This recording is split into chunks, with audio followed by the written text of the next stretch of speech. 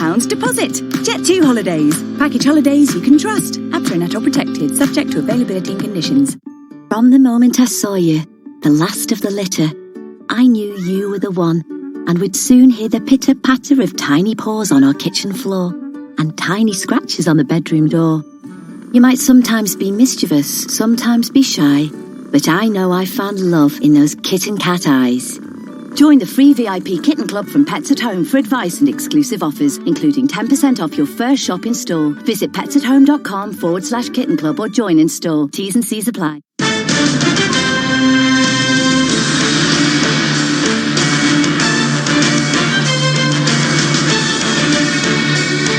The twists and turns of this week's Brexit developments have led to wild swings for sterling. It started on Tuesday when cable broke below 120 to a 35-month low.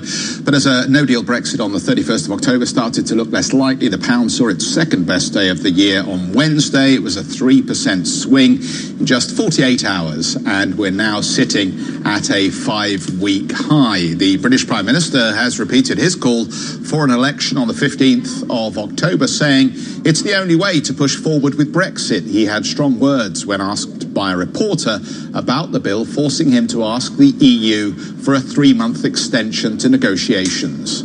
Can you make a promise today to the British public that you will not go back to Brussels and ask for another delay to Brexit? Yes. And I can. And would you I'd rather be dead in a ditch. Rather be dead in a ditch. Well, let's get out to Willem in Westminster. Willem, just a quick one before you get into Joe Johnson. Is it guaranteed that this bill will actually pass through the Lords today? So long as the members of the Conservative Party in the House of Lords follow their instructions, then yes, I think I can confidently say that will happen. Then in theory, it comes back to the House of Commons as soon as Monday for final sign-off, and then it's passed on to Queen Elizabeth II to give royal assent. At that point, in theory, it becomes legally binding. Now, we had, of course, indications in the not-too-distant past from members of Boris Johnson's cabinet that perhaps, looking at the legislation, they might not feel quite so obliged to follow its requirements. And one of those requirements, of course, is that if Boris Johnson is not able to get changes to the withdrawal agreement governing the UK's exit from the European Union that Parliament is happy with and is willing to pass and ratify, then he has to go back to the European Union if he's Prime Minister and ask for an extension. And essentially there's no ifs, no buts on whether he has to do that according to the legislation. But of course, people are concerned in the Labour Party and other opposition parties that he might not be true to his word. He might not act in good faith. And that's why we have this big debate about when to hold an election, because if they worry they give him the power to call that election, he might try to do so at a time that would make this whole process a bit more iffy, let's say. So where are we standing as of today? Well, this legislation, as I said, should go through on Monday. At that point, we've heard from Boris Johnson's team they would like to see another vote on the idea of holding an election if the House of Commons Speaker allows that to be debated and voted on for the second time in less than a week, which itself is not a guarantee. If they can get a 2/3 majority, then in theory we could have an election as soon as mid-October. Given the Labour Party and others not so keen on that idea, it's unlikely they'll get the 2/3 majority under the 2011 legislation that governs the way elections are called. There are alternative routes. They could try to disregard that Act of Parliament from 2011 and call for a simple majority vote on holding an election. The challenge there is it's amendable, and so other lawmakers could try and change the date in an amendment. Those amendments separately get voted on. It all gets very complicated. The other possibility, though, is that Boris Johnson could just tender his resignation or ask for a no-confidence vote in his own government. That's another alternative route that could see an election between now and the end of October. Opposition parties talking today about whether they'd be prepared to have one at the very, very end of October, so long as this legislation to block no deal goes through and that extension is requested. Watch this space, guys.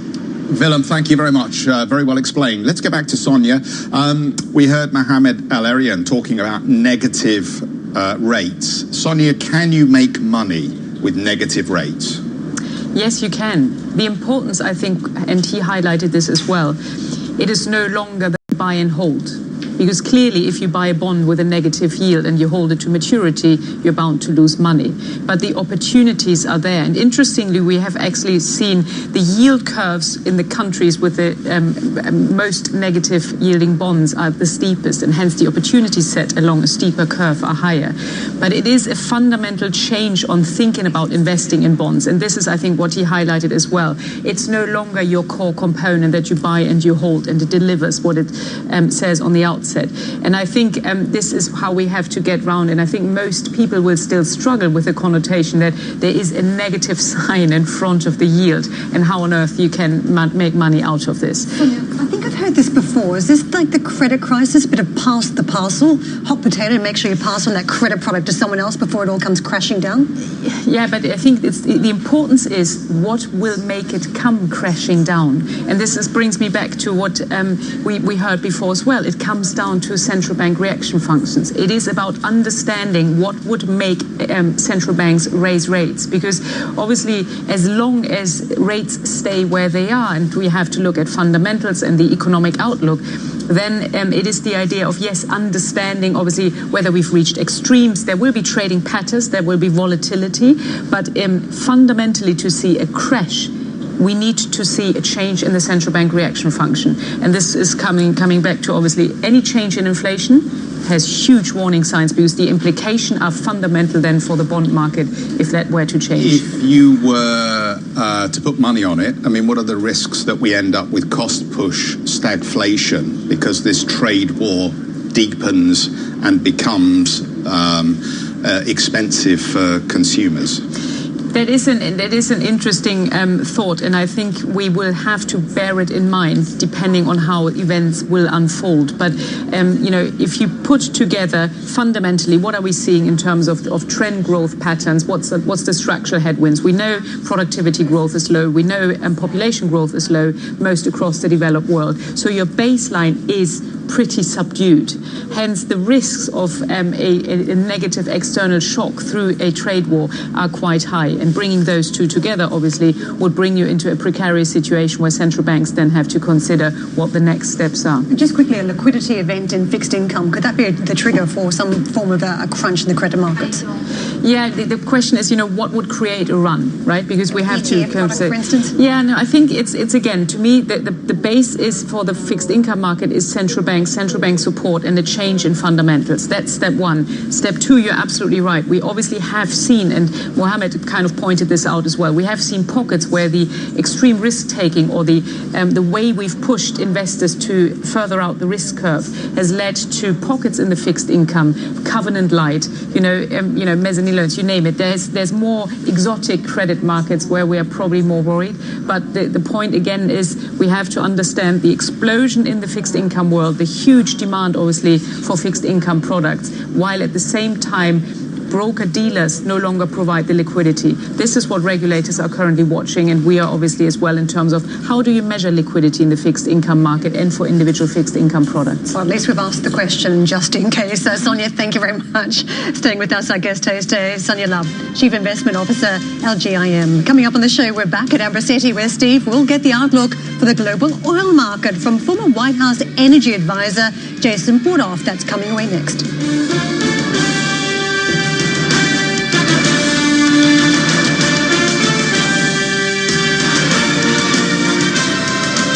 Start your day earlier and smarter. I can find and fund my car, from a Mini to a Jaguar. Feel good car buying from findandfundmycar.com is the place where you can find quality used cars from trusted dealers rated by you, and where you can fund your car with finance to fit your budget. It's feel good car buying all in one place. Shouldn't be a carry on, choose findandfundmycar.com. At Tesco, we can pop our pasta in your Astra, our red Leicester in your Fiesta, or our mayo in your Mondeo. All you need to do is try click and collect. Just go to tesco.com, order your shopping, then click and collect. With the minimum basket spend now only £25. And if you fancy something a little more exotic, we can even put our pad thai in your Qashqai. Try click and collect at tesco.com. Every little helps. Selected larger stores. Booking charge may apply. See online for full terms and conditions. This one shouldn't take long. Of course, if it had a cover, I might not be bothered. Can't see what's under there. And then they'd have chained the back wheel. It would have taken me much longer, especially if the chain's off the ground. Makes it harder to cut. This one doesn't even have a lock on the front. So, in the time I've been talking to you, I've nicked it. Over 9,000 scooters and motorbikes were stolen in London last year. Lock your bike, chain the rear wheel, and cover it to make it harder to steal. Lock, chain, cover. The Met Police. Did someone say winter sun? It's that time again. And this year at Jet2 Holidays, we're saying Cyprus. On this incredible island, you get it all. A choice of 4- and 5-star hotels, amazing ancient ruins for culture-packed days out, hiking and cycling trails for active adventures, and plenty of blue flag beaches for soaking up that winter sun. Book Cyprus now with just a £60 deposit. Jet2 Holidays. Package holidays you can trust. APRA net or protected, subject to availability and conditions. Strings and things. Strings and things. Strings and things. Strings and things. Strings and things and strings and things. Strings and things. Strings and Now there's a whole range of strings and things called strings and things, including cheese strings, yollies, and new cheese shapes. Find them all in the cheese and yogurt aisle. Strings and things. European stocks lack direction, pausing a two-day rally as investors await today's US jobs report. US futures point to a higher open, but recession fears remain elevated as Allianz's Mohamed El-Erian tells this program investors can no longer rely on global policymakers. We as a marketplace have been conditioned since the global financial crisis to rely on policymakers to continuously be our best friends. I call it the BFF syndrome, best friends forever. Initially, it was reliant on central banks. I think that is dissipating. I'd rather be dead in a ditch than delay Brexit, says the British Prime Minister, as Stanford's Neil Ferguson tells Squawk Box Boris Johnson is a hostage at Downing Street and his only way out now is to resign. They played a game of chicken, not only with the Europeans, but with their opponents in Parliament, and they lost. And it's as simple as that. I don't think there's any way out for him that I can see other than to resign, because currently he is a hostage. He is under house arrest in number 10 Downing Street, with power having entirely shifted to the House of Commons. And while we've been on air, we've had data out of Germany. Industrial output unexpectedly dropped in July amid more signs of a slowdown for Europe's largest economy.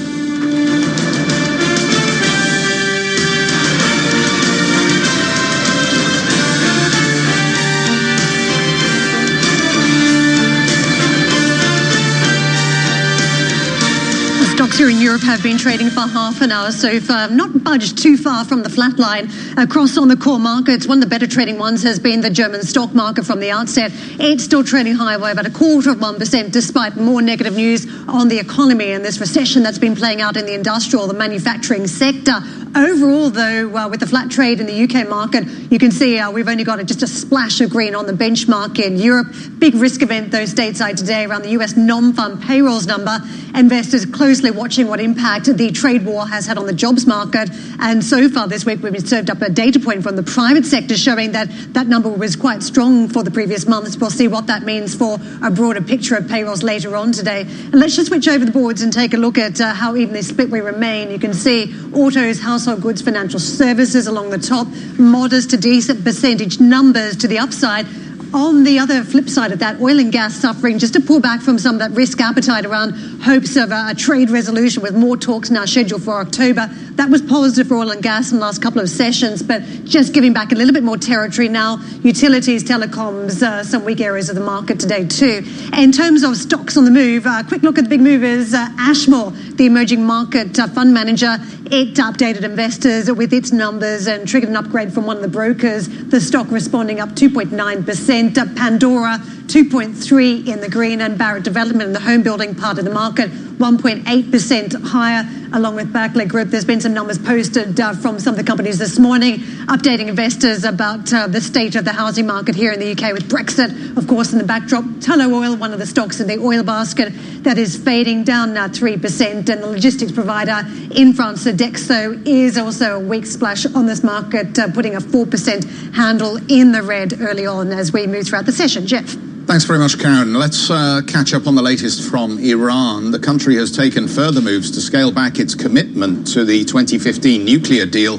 According to state media, under the accord, Tehran is only allowed limited development and research, but it says it will begin developing centrifuges to speed up the enrichment of uranium. State media has reported Foreign Minister Mohammad Javad Zarif telling EU policy head Federica Mogherini that Iran has relaxed all limitations on its nuclear activities. Well, Saudi Crown Prince Mohammed bin Salman has confirmed Riyadh will engage in bilateral cooperation with Iraq to stabilize oil markets. That according to state media. So are we being set up here for a squeeze in the headline energy price? Let's get back out to Steve in Ambrosetti. Yeah, that's a really great question, Jeff. And what is OPEC policy now, and what's going on with Iran as well? So I'm delighted to say Professor Jason Bordoff has joined us, who is not only the founding director at the Centre of Global Energy Policy at Columbia University, but as you mentioned, an ex-advisor to President Obama on energy as well. So Jason, really nice to see you again. Last time we touched base, we were standing on a street in Vienna, I believe, after yet another OPEC meeting. But just on the broader question that my colleague Jeff just asked, are we being set up on the oil price? Are the oil producers looking to squeeze us higher on oil? And I think we're currently around $61 on Brent, despite the fact there is a global economic slowdown going on, and hence one would presume a slowdown in growth of demand.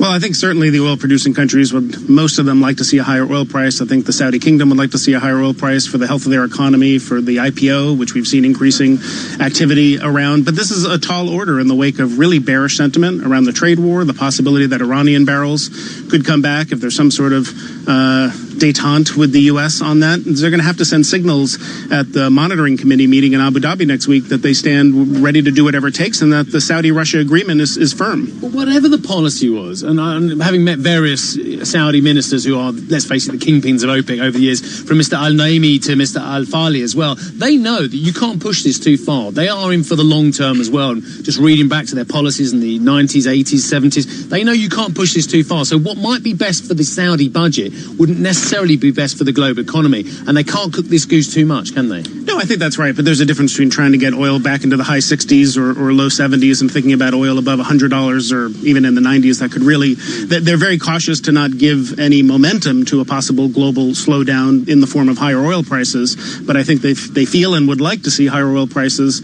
from where they are now. But, I mean, looking from a dovish price perspective, you can construct a really good argument. Again, we mentioned the demand side.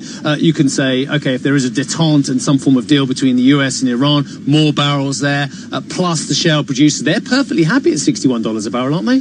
Shale is doing really well. Shale continues to grow. Obviously, there are questions about will capital still be available. People are asking to see profits, not just growth. But nonetheless, are they getting the profits? Well, they're starting to. It's still 61, shouldn't they? It's still been a bit of a challenge, but we're going to start to see more and more companies that are flipping to cash flow positive. But at those prices, you'll see shale continue to grow. And I think, the Saudis are not going to repeat what they did in the 1980s. They're not going to cut and cut and cut, let other people take their market share. But at the same time, I think it's a revenue maximization calculation. So if there's a possibility of cutting more to get a higher price, that's one strategy. Another strategy would be to put more barrels on the market, but I don't see that's where they're going right now. But one thing I think I know about OPEC, and having been to one or two meetings over the years, I think I know they want stability more than anything else. Okay, they would like a higher price. They would like $75, but one thing they don't want is $28.60, $28.60. They do not want aggressive range trading on the back of inconsistency in policy. So maybe they would take a lower price, albeit not where they want it, in order to withdraw that volatility. I think it really depends whether they think additional cuts will have an impact or not. In the face of macro trends and a trade war, you're not going to continue to cut and cut if you're going to let shale grow, and you're still not going to see the impact on the price. They know also, you remember a year ago, we were talking about Trump's tweets every time OPEC would cut production. We haven't seen those lately, but as we head into a U.S. presidential election next year, I think people are concerned that maybe there'll be even more pressure from the U.S. to keep a lid on prices. So if there's action that people can take now to help support the price a little bit, I'm sure they would do that. We talk about Trump tweeting, and Trump energy policy as well.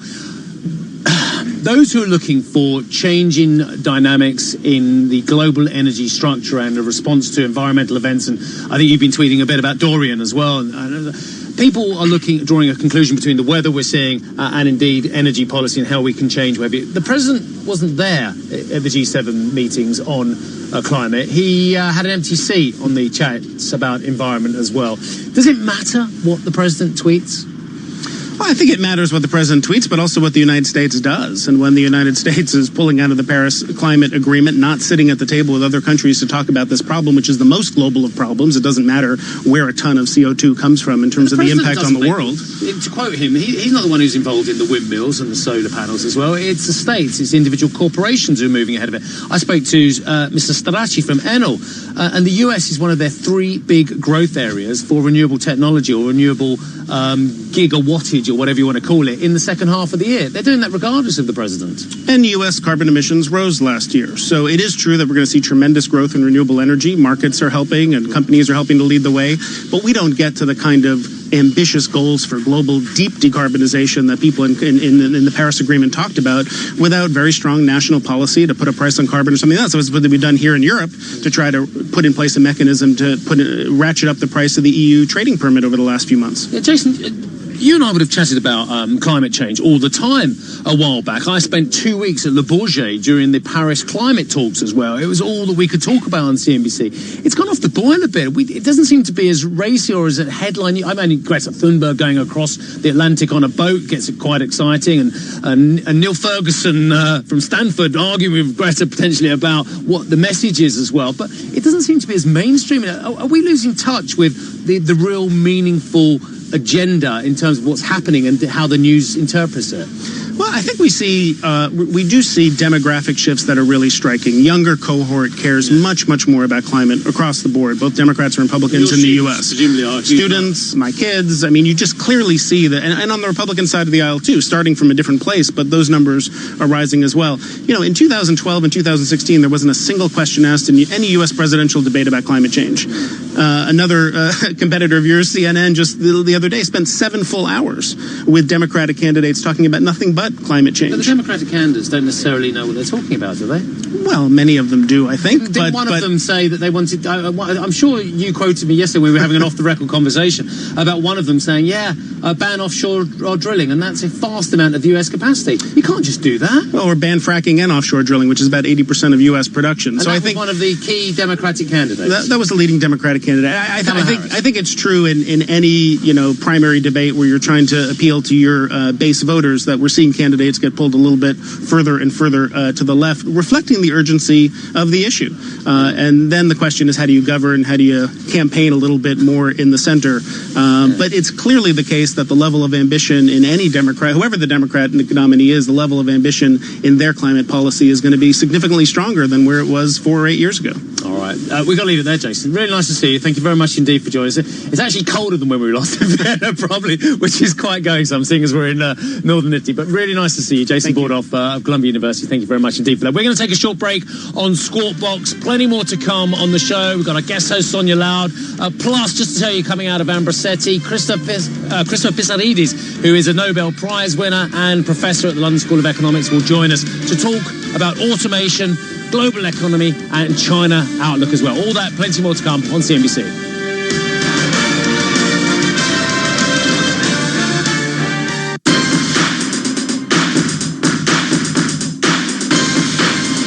At Tesco, we can pop our pasta in your Astra, our red Leicester in your Fiesta, or our mayo in your Mondeo.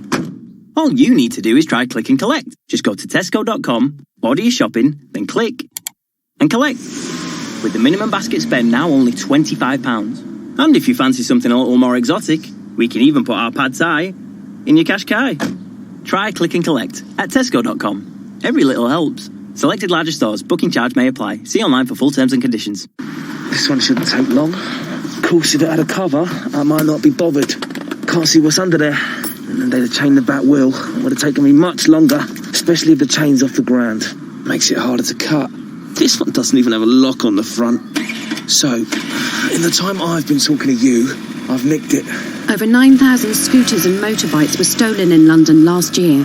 Lock your bike, chain the rear wheel, and cover it to make it harder to steal. Lock, chain, cover. The Met Police.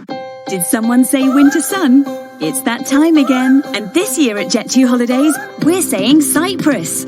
On this incredible island, you get it all. A choice of 4- and 5-star hotels, amazing ancient ruins for culture-packed days out, hiking and cycling trails for active adventures, and plenty of blue flag beaches for soaking up that winter sun. Book Cyprus now with just a £60 deposit. Jet2 Holidays. Package holidays you can trust. APRA or protected, subject to availability and conditions.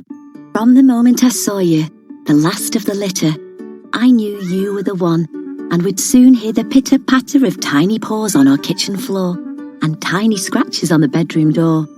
You might sometimes be mischievous, sometimes be shy, but I know I found love in those kitten cat eyes. Join the free VIP Kitten Club from Pets at Home for advice and exclusive offers, including 10% off your first shop in store. Visit petsathome.com/kitten club or join in store. T's and C's apply. Strength and things. Strength and things. Strength and things. Strings and things. Strings and things and strings, strings, strings and things. Strings, strings, strings and things. Strings, strings, strings and things. Strings and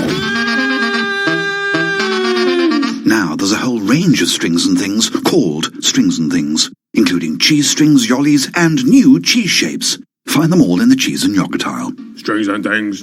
Set for Life is the new game from the National Lottery where you can win 10 grand every month for 30 years. So go smash this month, next month, and make every month amazing. Play new Set for Life Mondays and Thursdays. Set for Life from the National Lottery. Amazing starts here. Prize may be capped. Rules, procedures, and game-specific rules apply. Players must be 16 or over.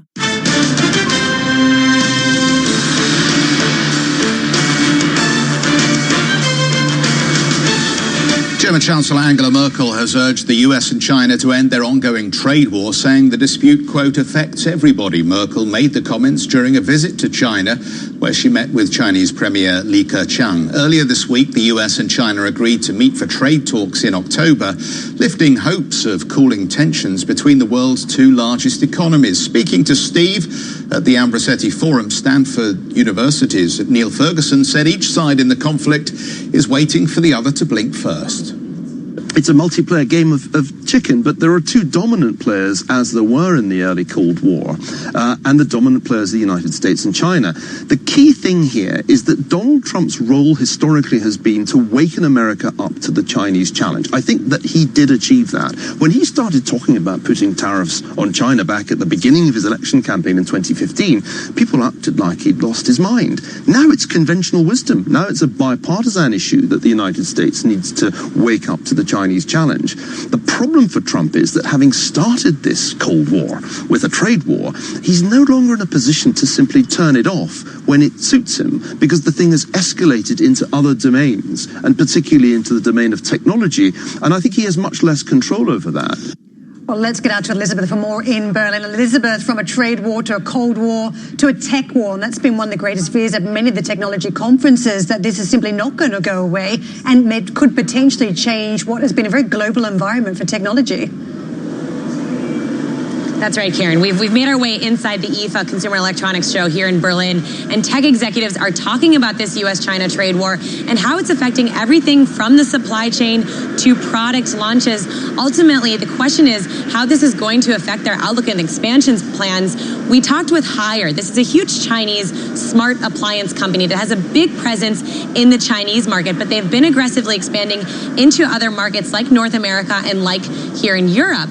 When it's Haier's Europe CEO told us that when we asked him about how the tariffs are affecting his plans, here's what he said. Take a listen. if you have product leadership and you have really a product which is superior to competition here, that's the best way just to sell them. And I think that's what we're focusing on right now. I don't see really, I think if you look at the progression, I don't see that as a major factor for us to progress in the future.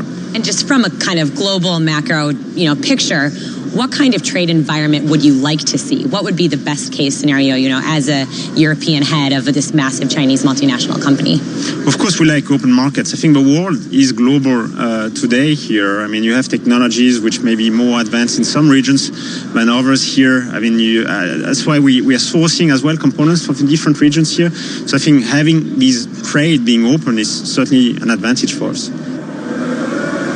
Meanwhile, we are hearing about some clouds on the horizon, especially here in the German market. We've already seen a lot of that weak data, and we spoke with the COO of Harman. This is an audio technology company, about his outlook here in Germany, which is a crucial market for the company. Take a listen. There might be a very short-term slowdown. I have seen many changes, ups and downs in the industry. So I'm very, very bullish that we see a future growth in that market, especially considering also the changes. There is a lot of revolutionary technology which is helping us to boost that market as well. And that's the reason we are very, very positive that there will be a future growth. So the question many of the companies here are trying to figure out is exactly how much of these higher costs from tariffs they will absorb versus pass down to consumers. We're hearing about all sorts of new device launches, smartphones, gadgets, and ultimately if those prices are higher, especially in that smartphone market, which has seen stalling sales, that could start to really show up in the company's numbers. We will be speaking with Logitech next hour, another big device company, and we'll certainly be asking them about that, guys, so stay tuned. Back to you. Thank you very much, Elizabeth. Yes, just as those smartphones go to sky-high prices, we start to see some trade tensions that could push them up even further. Let's come back to the numbers. It's Payroll Friday, and economists polled by Dow Jones think 150,000 jobs were added to the US economy in August. That is down from 164,000 in July. The unemployment rate is expected to hold steady at 3.7%, and average hourly earnings predicted to rise by 0.3%. Let's come back to Sonia for a little bit more on this, because one of the concerns with the inverted yield curve is when it starts to have some sort of impact on the unemployment numbers, which we've just not seen. That unemployment rate still well below 4% and more people being dragged into the workforce. So at what point do you think all this comes unstuck and the inverted yield curve starts to also be matched by some job losses? Normally, obviously, we have two different types of indicators. The yield curve is the leading one, and the job market, obviously, is the lagging one. But it is obviously the question whether, a 12 to 18 months lag from the inversion of the yield curve to the onset of the recession, we should see, obviously, the impacts on the labor market. And we have we've expected a gradual slowdown in the new jobs created just simply because of the tightness of the labor market we're seeing already. And as I've highlighted earlier in the show, it is all about, the spillover effects potentially on consumer confidence. The weakness in the manufacturing sector eventually will have an impact there, and this is what we have to watch very carefully, because that's so far been the backbone of the US economy. Something I've been watching closely has been the impact of 5G, because it's just early days still on the rollout. What a super fast technology used with big data, AI. You wonder whether that could be that catalyst for a change in the willingness to take on more workers versus investing in automation. Yeah. And so far in the States, we've got a rollout at one of the big NFL games this weekend, where there's going to be some 5G where the phones will actually connect with the infrastructure. If you've got the 5G device, it will actually work like it's meant to. Could that be the catalyst? Should we be watching out for that in the next 12 to 18 months? I'm not sure whether this is really a 12 to 18 months story, and whether there's not other factors that will weigh on the economy way before we might see the impact here. But it's definitely something to watch longer term, and we might see even, depending on how geopolitics unfold, this could be one of the deciding factors, on the onset of the next recovery. What are we going to do with our equity positions then at this point? Here we are, September. We've got to get through October, which is often a difficult month in terms of meltdowns. And then last year, we saw the fourth quarter was awful for equity markets. What are the risks that we repeat some of these events as we run to year end? We have been saying for some time that, it is worth reviewing the equity position and the risk within the equity position that our investors hold. And having said that, it's not necessarily to get out of equities completely, because it is obviously a relative assessment, and we've talked a lot about bonds earlier, and obviously the bond market is not without risk and might well provide similar levels of volatility and potential drawdowns than we will see in equity markets. Yet what we have been seeing, and we haven't talked about gold yet, but we have obviously seen a shift towards the more defensive parts of the market. And, although over the past 2 days there was a bit of a reversal, that is the element, the high dividends. We haven't talked about income yet. If your bond market is not providing you with the income anymore, there's been a huge search for alternatives, the focus on secure income from real assets, but obviously there's some more defensive parts of the equity market that provide you with a huge amount of income. And I would think that these are the more defensive areas, and what undoubtedly is a very uncertain market environment. So it's more about the reassessment on your positions within fixed income and the equity market to find the right positioning mix. Do you have to own anything? I mean, it was interesting listening to Mohammed El-Arian talking about cash and the fact that cash gives you certain optionality at the moment. Obviously, sitting in cash over long market phases never seems like a very good idea, given that you can miss out on yield. But if you're going to miss out on capital loss, then it's not such a bad idea. I think it really depends who you talk to, because some clients cannot afford to hold cash simply because of the lack of income. And if you have obviously liabilities you have to support, then this is not necessarily the best option. It can be for a month or two, but what we have seen is much more than the request for hedging. So if you can't be out, then how do you make sure that the drawdown is limited? So that's much more what we find most of our clients would do, because they simply can't afford to sit in cash. Do you want to get into some of the currency implications? We've seen a lot of movement this week in euro dollar, sterling dollar, some of the safe haven trades like the Japanese yen as well. How do you see this unfolding? Is there still a dollar is king kind of story playing out in this type of risk on, risk off event? Yeah, no, we have seen it's been a rather typical pattern for so far, and you obviously had then some currencies on the side. Obviously, sterling will trade solely on the Brexit story. We have seen some emerging markets that have been trading on idiosyncratic events, but for the time being, unless we're now obviously watching very carefully what happens with the trade negotiations and the Fed, that has been the major trade so far. But strangely, still the dollar is the all-weather currency, isn't it? Risk off, you go to the dollar. Risk on, you also go to the dollar. Does that continue where it can just serve all purposes? Yeah, I think it's been obviously, if you look at the yield differentials, there has been a very good reason so far why this was the right way and the right trade going forward. This is why I mentioned the central bank reaction function, and obviously if the Fed were now obviously approaching and converging back towards other central banks. Sonia, we've got to wrap it up. Thanks so much for coming in. My Good pleasure. to see you this morning. Sonia Loud, Chief Investment Officer of LGIM. Well, that's Squawk Box. Street signs coming up in just a wee while, and if there is an Englishman out there watching, fingers crossed for the Ashes. Not looking good, is it? But let's see how the boys do over the weekend. We'll be back on Monday. Street signs after this.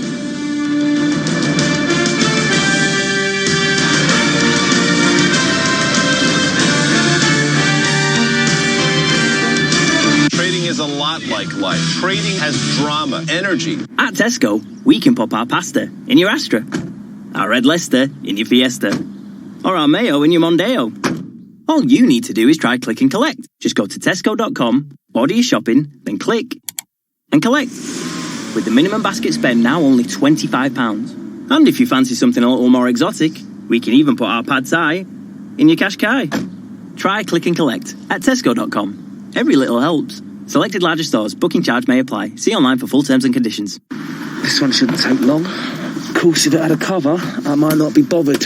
Can't see what's under there. And then they'd have chained the back wheel. It would have taken me much longer, especially if the chain's off the ground. Makes it harder to cut. This one doesn't even have a lock on the front.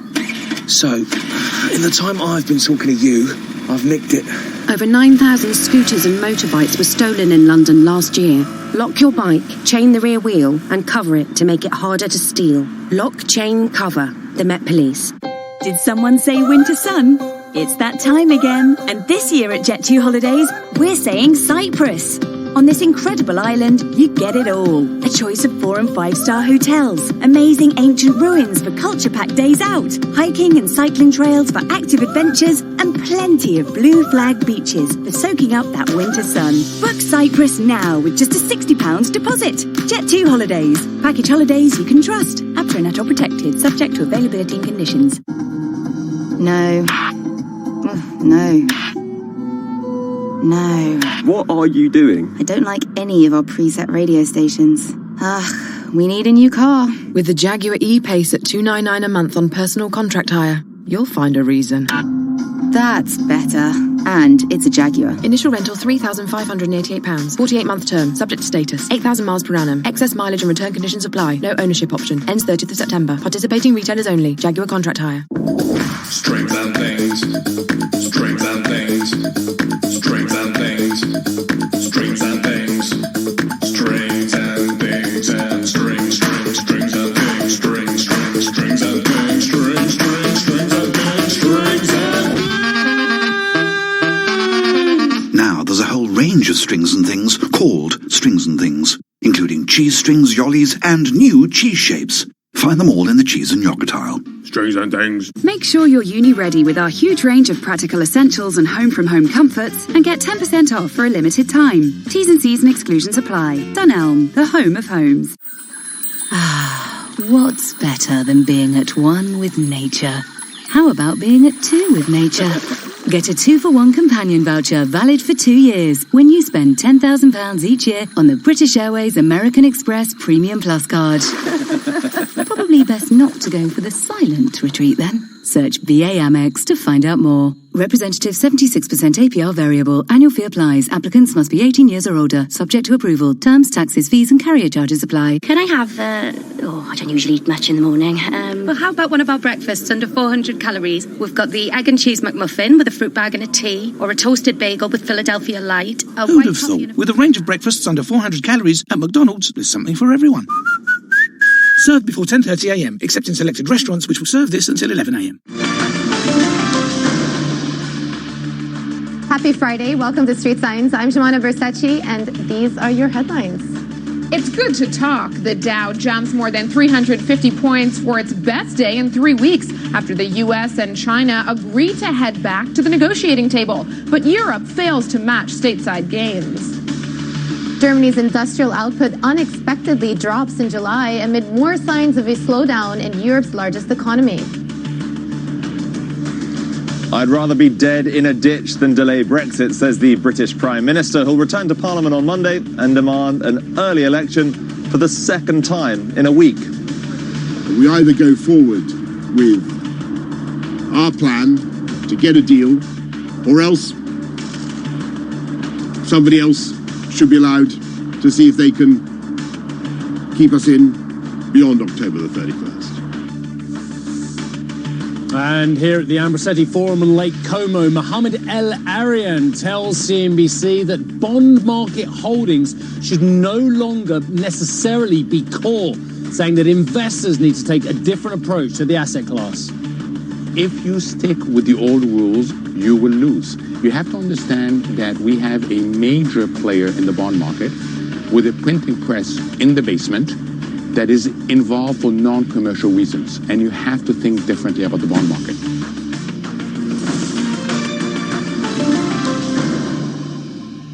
Good morning, everybody, and happy NFP Friday. It is a big day for U.S. data, but first, let's recap some of the price action we had over the last 24 hours.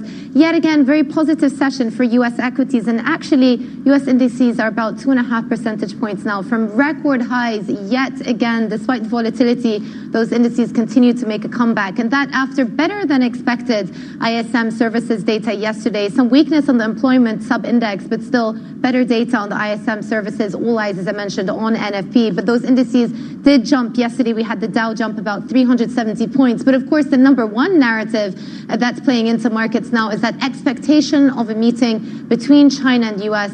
in Washington next month. So that's been giving a little bit of relief to investors. We have to see, of course, what happens with these next round of discussions. Hopes are very high, as some of the policymakers that Steve has been speaking to and Ambersetti have been saying. All right, stocks Europe 600 today trading slightly on the back foot, a little bit in negative territory, about 0.1 of a percentage point. Let's switch over and talk about individual indices, though. Starting with the UK FTSE 100, again, slightly underperforming, down about 0.2 of a percentage point.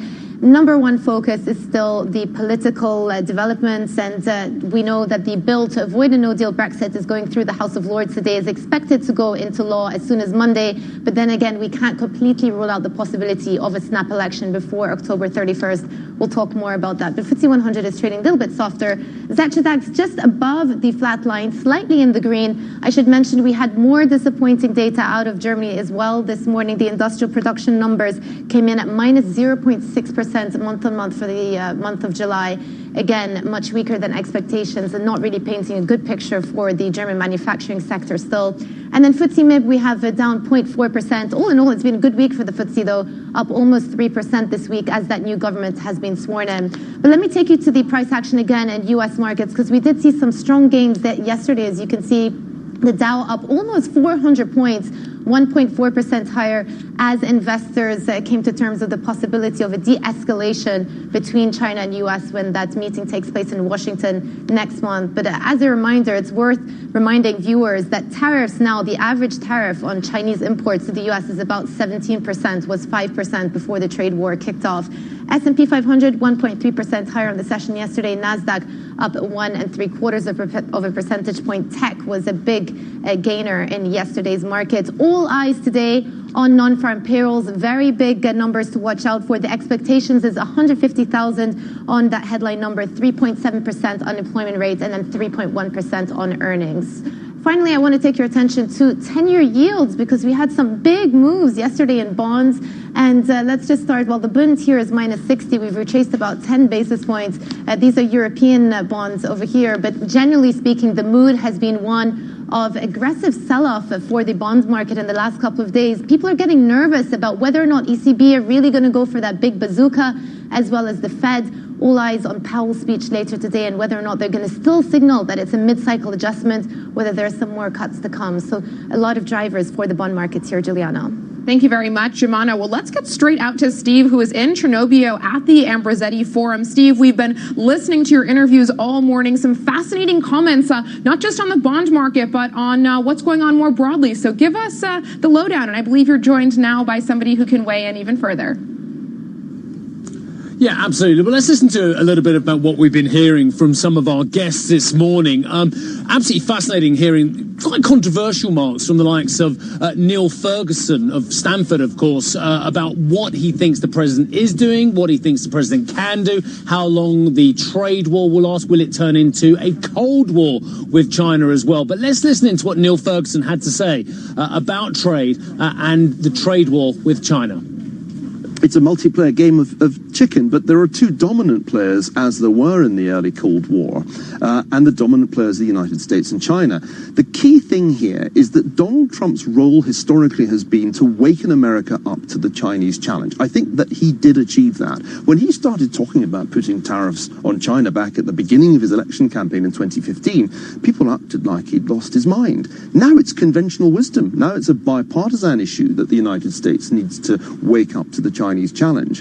The problem for Trump is that having started this Cold War with a trade war, he's no longer in a position to simply turn it off when it suits him, because the thing has escalated into other domains, and particularly into the domain of technology, and I think he has much less control over that.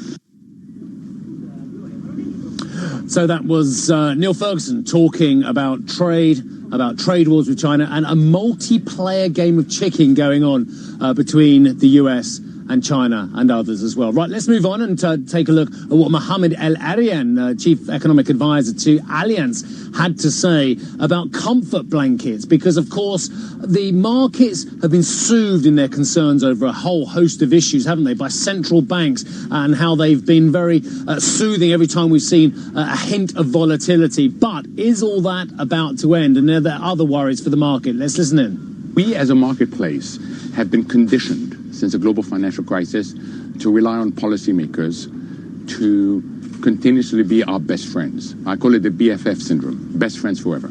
Initially, it was reliant on central banks. I think that is dissipating. Well, we've had a great guest roster here at CNBC on the shores of Lake Como, and that continues with Christopher Pissarides, who is the Regis Professor at the London School of Economics. And last time we spoke, we were in Davos, off camera, talking about automation and technology as well. So maybe we'll touch upon that a bit later on. Slightly colder out here, I have to say. So let's get straight to what is a hot topic, and that is the euro and the success or otherwise of the last 20 years. It's been 20 years of the common European currency as well. And it's a currency that's come to rely for its survival, perhaps, on the Central Bank of Europe, on what Mr. Draghi's had to do. It was about 6 or 7 years ago, Christopher, where Mr. Rompuy told me, he said, look, the existential crisis in the euro, it's over now. Is it, sir? Well, it is because of the commitment of the European Central Bank, or rather the commitment of Mario Draghi. We don't know if the next governor will be as committed, but I suppose he or she will be. The euro, we knew at the time that it was premature to let in so many countries into the euro, trying to match Germany with the European South, and not only Greece, it's also Portugal, Italy, was not really a good idea. Usually these things with exchange rates, common exchange rates, they work well when the economy is growing. So it looked like it was a success. But of course, when the financial crisis came, I do think that the euro wasn't a good currency for the indebted countries. In 2012, of course, Greece was the worst sufferer, but also the others, they would have adjusted much faster to the post-financial crisis world. In fact, they haven't adjusted yet completely. Portugal is showing signs of adjustment, but Greece is only just turning. But they're still behind what they were about 10 years ago, more than 10 years ago, in fact. So the jury's out on the euro still? Well, you could put that at least some of the blame on the euro and how restrictive policy we have followed. Now, having said that, and given where we are and given the institutions we have to support the euro, I don't think it would be a good idea to break it up altogether, but it would be an excellent idea to support it more with more fiscal policy, better understanding of the problems of what's known sometimes as the European periphery, not just drive it from the core, which is basically German policy, and then expect everyone else to come along. Christopher, the response from Mr. Draghi has been one that you would give to a petulant child, isn't it? I'm screaming, hence I get. It's like if I wanted a constant load of sugar from my parents and they kept giving me that sugar and they kept giving me more and I kept crying for more, I will die prematurely of diabetes or heart disease or something else as well. And that's my worry about what the ECB has done to Europe. It's continued giving it exactly what it wanted, whether it needed it or not, because it was screaming for it. Was this the right medicine? Well, given that we have the zero interest rates, it was the right medicine. They had to do something, and there wasn't much else they could do. The toolkit was almost empty. Let governments take their responsibility. Let countries who created the construct take responsibility, and then have to make structural reforms, have to make severe political decisions, because otherwise there will be deep economic recession, perhaps even worse. Well, you really hit the nail on the head, because governments were not prepared to do it. So what do? If you're Mr. Draghi, you're sitting there in your office in Frankfurt and you don't see governments doing what they have to do. Therefore, you say, well, I have to take it into my hands and do whatever it takes, which was so effective.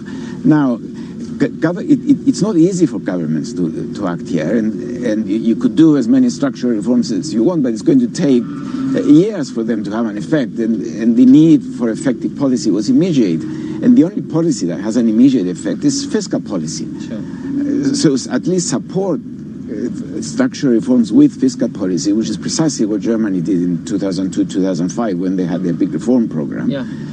And then the supply side policies, the structural policies, will have an effect.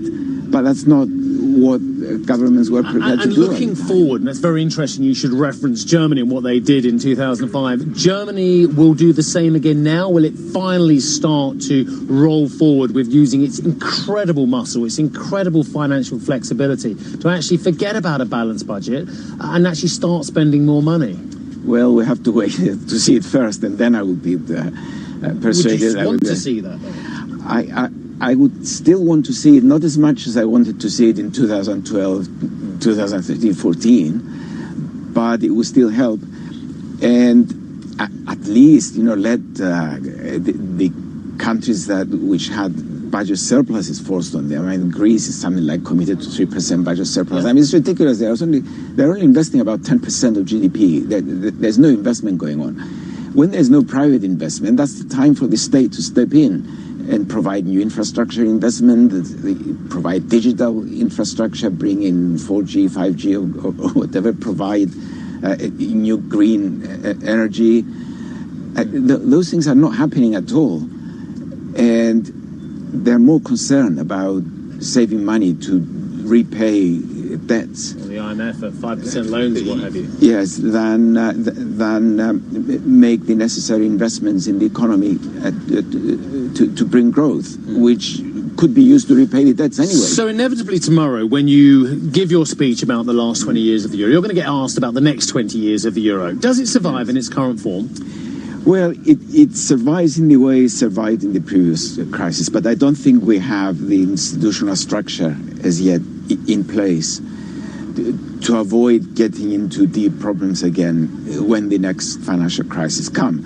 Now, you might say to me, when is it coming? Well, the economists are notoriously bad at forecasting when things come. Yeah. But it's obvious that we're going to get one. I mean, there are cycles in the economic system. It's going to cycles come. Which even central banks can't hold back. They cannot. No, it's the way the decentralized capitalism. So, given our debt profile across Europe, and we'll say that Northern Europeans have been more frugal. Certainly, the Germans. Again, we've referenced that as well. But when you look at the debt to GDPs of Italy, of Greece, of the rest of the continent in many ways, and the unemployment rates, these are much worse than they were at the start of the last financial crisis. And given the overlay that you just said, that we haven't got the financial institutions sophisticated enough to negate the effect of recession or a slowdown, it's going to be much worse, isn't it? Well, it would be worse if we acted the way we did before, which is it's your debt, your problem, I don't care, kind of thing.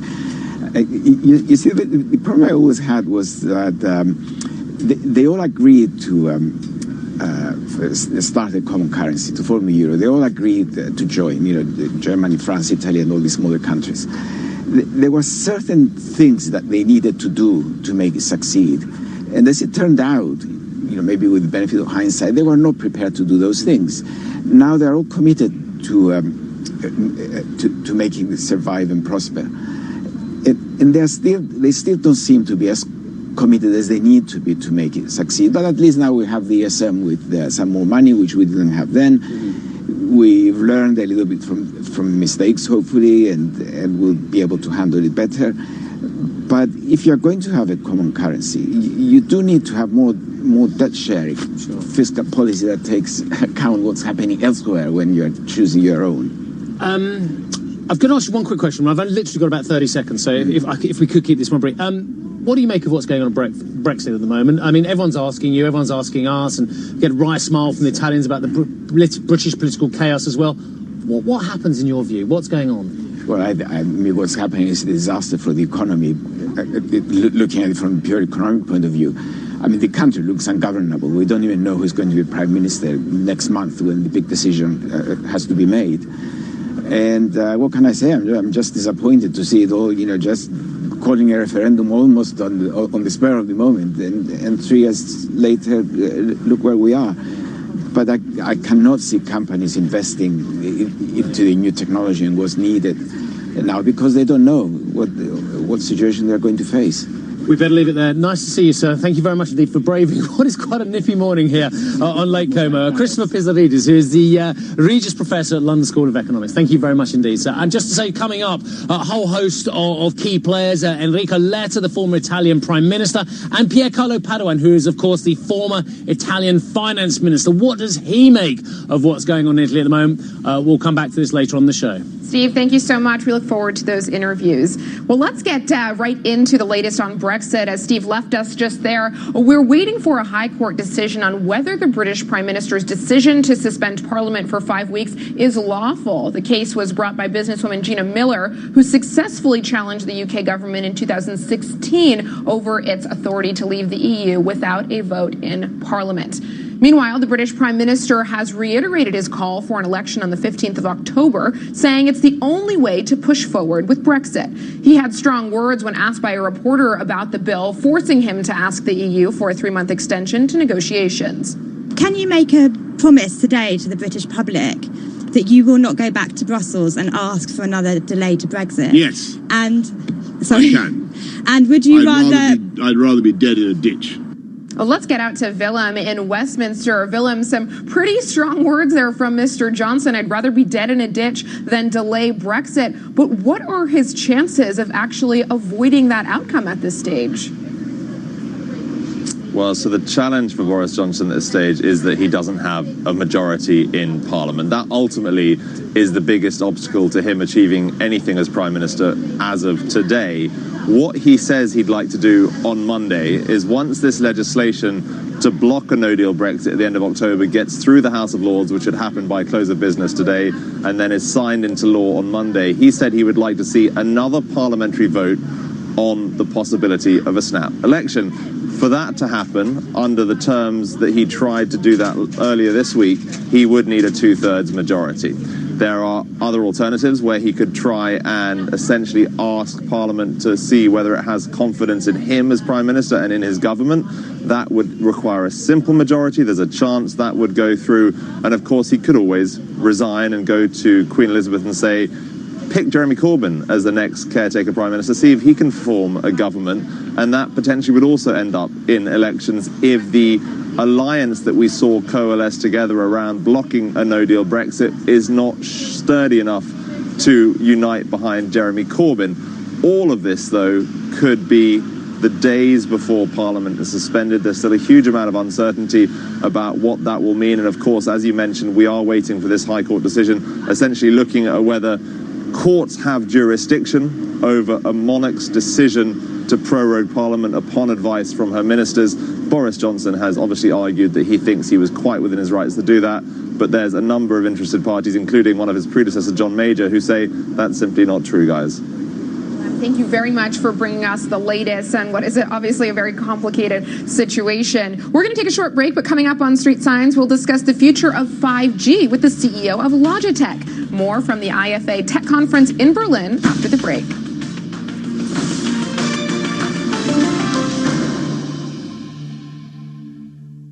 Larry, you're coming in through the sewer. You have your snorkel? Got it. Janet? I can find and fund my car, from a Mini to a Jaguar. Feel good car buying from findandfundmycar.com is the place where you can find quality used cars from trusted dealers rated by you, and where you can fund your car with finance to fit your budget. It's feel good car buying, all in one place. Shouldn't be a carry on, choose findandfundmycar.com. At Tesco, we can pop our pasta in your Astra, our red Leicester in your Fiesta, or our mayo in your Mondeo. All you need to do is try click and collect. Just go to tesco.com, order your shopping, then click and collect. With the minimum basket spend now only £25. And if you fancy something a little more exotic, we can even put our pad thai in your Qashqai. Try click and collect at tesco.com. Every little helps. Selected larger stores. Booking charge may apply. See online for full terms and conditions. This one shouldn't take long. Of course, if it had a cover, I might not be bothered. Can't see what's under there. And then they'd have chained the back wheel. It would have taken me much longer, especially if the chain's off the ground. Makes it harder to cut. This one doesn't even have a lock on the front. So, in the time I've been talking to you, I've nicked it. Over 9,000 scooters and motorbikes were stolen in London last year. Lock your bike, chain the rear wheel, and cover it to make it harder to steal. Lock, chain, cover. The Met Police. Did someone say winter sun? It's that time again, and this year at Jet2 Holidays, we're saying Cyprus. On this incredible island, you get it all. A choice of 4- and 5-star hotels, amazing ancient ruins for culture-packed days out, hiking and cycling trails for active adventures, and plenty of blue flag beaches for soaking up that winter sun. Book Cyprus now with just a £60 deposit. Jet2 Holidays. Package holidays you can trust. APRA or protected, subject to availability and conditions. Strength and things. Strength and things. Strength and things. Strings and things. Strings and things and strings, strings, strings and things. Strings, strings, strings and things. Strings, strings, strings and things. Strings and... Now there's a whole range of strings and things called strings and things, including cheese strings, yollies, and new cheese shapes. Find them all in the cheese and yogurt aisle. Strings and things. Make sure you're uni-ready with our huge range of practical essentials and home-from-home comforts and get 10% off for a limited time. T's and C's and exclusions apply. Dunelm, the home of homes. Welcome back to Street Signs. Qualcomm is moving forward with its plans for 5G technology despite concerns over global trade tensions. This according to the company's president, Cristiano Amon. Speaking to CNBC at the IFA conference in Berlin, Amon added that he expects 5G technology will soon expand its reach. By next year, 2020, we expect 5G to reach, in terms of ability to reach and coverage, 2.2 billion people in the planet. And I think that's the size of the mobile ecosystem and how fast we expect that deployment. A lot of cities kind of launch, and it's in the very early stage, and everybody want to show. And you still don't have that much coverage, but that's going to happen very fast within the next 12 months. The president of Qualcomm there. Let's get out to Elizabeth, who's in Berlin live at the IFA conference. And Elizabeth, beyond 5G, what are some of the other topics that have come up? Look, 5G is always big here, Jumana, but we're talking about that in the context of these U.S.-China trade tensions and whether this new round of tariffs that went into effect on September 1st, which particularly hit the electronics sector, could affect any of that rollout, but also could have any effect on prices of consumer devices. So we're here to talk with a big consumer device company. I'm with Bracken Darrell, the CEO of Logitech. I'm going to start a bit with the China trade war story because, of course, that's a big impact when it comes to production. So let's first talk about how you're dealing with this new round and what your expectations are for plans there. You know, we have a long history. We do our own manufacturing. We actually do our own manufacturing in China, but we have a long history of moving things in and out of our factories and moving things around. So we're able to adjust our production for the most part where we need to. We are lowering costs across the board, and then selectively we're looking at price increases. And are you looking at markets specifically outside of China for the longer term because of this uncertainty? You know, manufacturing's always moved around the world. It's moved to better cost, better productivity locations, and so we're always looking at that. But China continues to be a great place to manufacture, and we'll be there for the long term. Talk about that price increase, because that's sort of the big question here for anyone in this market. When is this going to come down to consumers? What's your outlook? Well, I think, you know, we've already made some very selective price increases. I think, you know, consumers are probably just starting to see some of the early stages, not of ours necessarily, but other companies. And I imagine over time you'll see more and more. How does that impact your outlook for an essential time going into the holiday season when consumers are looking to, you know, buy into these new products, many of which we're seeing launches here? We have this monster advantage, which is most of our products sell for very low prices anyway. So we're practically a stocking stuffer, so a small price increase isn't too big a deal. You know, and then other things, we sell video conferencing equipment to companies, and there, you know, it's really about, we create extraordinary value for them by avoiding travel and those kinds of things. So some pricing is probably doable without a big impact on our business. Talk about that video conferencing side of your business, because there is certainly competition. We've seen an IPO from companies like Zoom. We also have Microsoft. A lot of competition in that space. Why such an investment there? Well, you know, you just named two companies we partner with. So we don't actually make the video conferencing system. We make the equipment that enables it. So that great story about either Microsoft or Zoom or Google, those are great stories for us, because we're now video enabled more and more rooms around the world, and only about 4% of all the rooms around the world that will be video enabled over time are. So it's just a huge opportunity for us. Finally, the other opportunity we have to talk about is gaming. It's something that's really helped boost your sales in recent quarters. Is it going to continue given some of the macro uncertainty and given how much hype there is already in this market? You know, I think you know, when it comes to gaming, I think we're kind of 1963 U.S. The NFL's just formed, the NBA is just forming. And it's the very beginning. And esports is on the rise. It's a long-term secular trend. It's not going to let up, and we're right in the middle of it. Bracken, thanks so much for joining us here from IFA in Berlin. A lot of great talk about exactly how all of this trade stuff is playing out in the electronics market, and certainly a lot of exciting launches here happening. We will be speaking with Anthony Wood. He's the CEO of Roku later. A lot of streaming war talk happening, so we'll certainly be bringing you that conversation. But for now, back to you, Jumana. Excellent, Elizabeth. And it also appears to be a very exciting future for esports and e-gaming, as we just heard. That was Elizabeth live at IFA Berlin. Also coming up on the show, Italy's new government prepares to deliver a budget to Brussels. We will be speaking with former Finance Minister Pier Carlo Padoan. More coming up from the Ambrosetti Forum.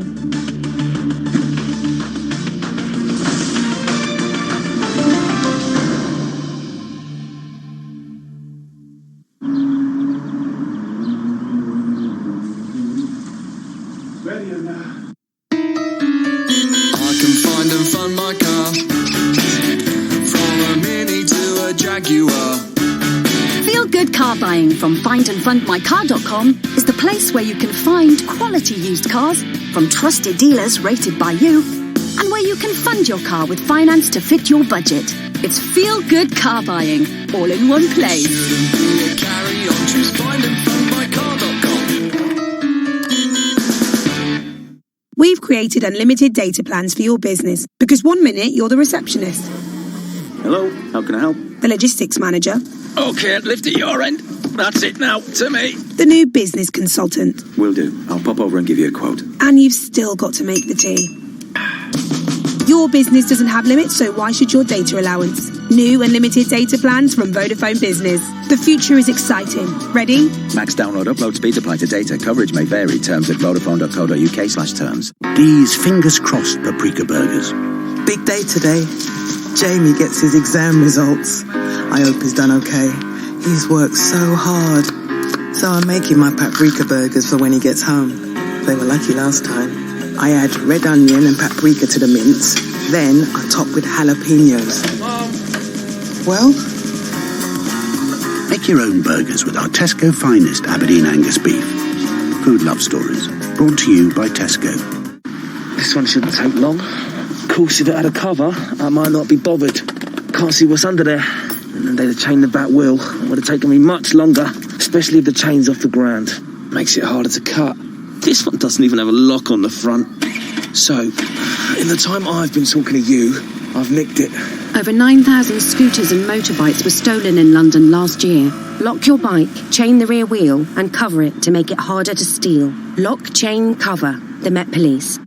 I'm getting strawberry notes and a flutter of sweetness without adding sugar. Clever. It is. Yazoo Kids uses a lactose-reduced milk that enhances flavour without adding sugar or artificial sweeteners. Milky deliciousness and packed full of goodness. Very clever. Strawberry Yazoo Kids supports change for life. Yazoo, shake it up! Contains naturally occurring sugars. Milk is a source of calcium, which is needed for the maintenance of normal bones. Welcome to Street Signs. I'm Jumana Bersecci. And I'm Juliana Tattlebaum. These are your headlines. It's good to talk. The Dow jumps more than 350 points for its best day in 3 weeks after the US and China agreed to head back to the negotiating table, but Europe fails to match stateside gains. Germany's industrial output unexpectedly drops in July amid more signs of a slowdown in Europe's largest economy. I'd rather be dead in a ditch than delay Brexit, says the British Prime Minister, as Stanford's Niall Ferguson tells CNBC Boris Johnson has been boxed into a corner. They played a game of chicken, not only with the Europeans, but with their opponents in Parliament, and they lost. And it's as simple as that. I don't think there's any way out for him that I can see other than to resign, because currently he is a hostage. He is under house arrest in number 10 Downing Street, with power having entirely shifted to the House of Commons. Mohamed El Arian tells CNBC that bond market holdings should no longer be core, saying investors need to take a different approach to the asset class. If you stick with the old rules, you will lose. You have to understand that we have a major player in the bond market with a printing press in the basement that is involved for non-commercial reasons. And you have to think differently about the bond market.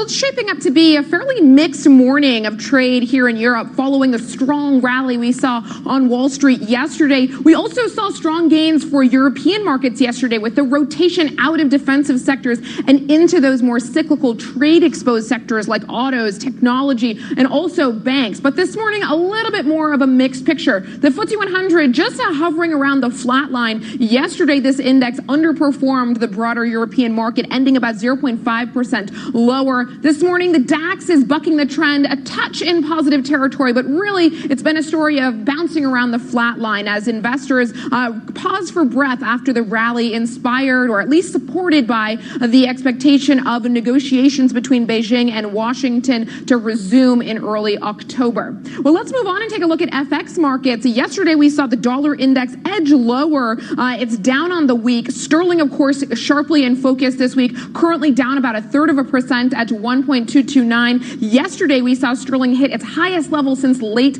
July. Of course, a number of questions still unanswered on the Brexit front, but holding on to the gains that we've seen in the last couple of days for the most part. The euro currently trading a touch stronger versus the dollar around the 110 level. Of course, all eyes next week on the ECB meeting. Let's take a look at U.S. futures now. As I mentioned yesterday, a very strong day for Wall Street. Now it looks as though we're going to see the three major indices continue higher, but the gains at this stage look to be modest, with the Dow looking to open about 27 points higher and the S&P and the NASDAQ looking at just single-digit point rises at the open. And of course, the big event for investors across the globe today, the non-farm payrolls report coming out later on. Shivana. Always fun, NFP Day Friday. All right, Germany has reported a surprise fall in industrial output. The reading for July fell 0.6% month on month, alongside a deeper decline in manufacturing output. The data comes after Europe's largest economy shrank in the second quarter. Speaking from the Ambrosetti Forum, Steve asked German State Secretary Markus Kerber about the downward pressures on his country's economy. The strategy forward will indeed have to do with a lot more spending on infrastructure. Our ministry is pretty keen to induce all our other fellow ministries to look at the way in which we can prop up infrastructure, other public goods, which have not been well looked after over the last 20 years, hence being one of the reasons for rising populism across not only Germany, but Europe. And Italy's new coalition government has held its first cabinet meeting after being sworn in. Prime Minister Giuseppe Conte's team includes five-star leader Luigi Di Maio as foreign minister, Roberto Gualtieri as economy minister, and Luciana Lamborghese in the role of interior minister, the post formerly occupied, you may remember, by Lega leader Matteo Salvini. Now, the CEO of Italian energy giant Enel told Steve he is cautiously optimistic on the new government. We avoided the worst. I mean, there was a confusion, a situation that markets wouldn't understand, and I think most of the Italians wouldn't understand. I believe that the fact that we have a government in record time, because it took them, I would say, 4 weeks basically to readjust and reassemble, is good, and I think it's going to be something that will last longer than we think, which in politics is always shorter at the end. Let's get out to Steve, who's live in Chernobyl. And Steve, markets have taken comfort from the fact that this coalition government has gone ahead, and indeed are happy to see a PD lawmaker in the finance ministry. But there is a mammoth task ahead of them of getting the country's finances in order. And luckily, you're with someone who knows quite a little bit about the finance ministry, doesn't he? Yes, Shimona, thank you very much indeed for that. Well, look, Mr. Strachey said it will last longer than people think.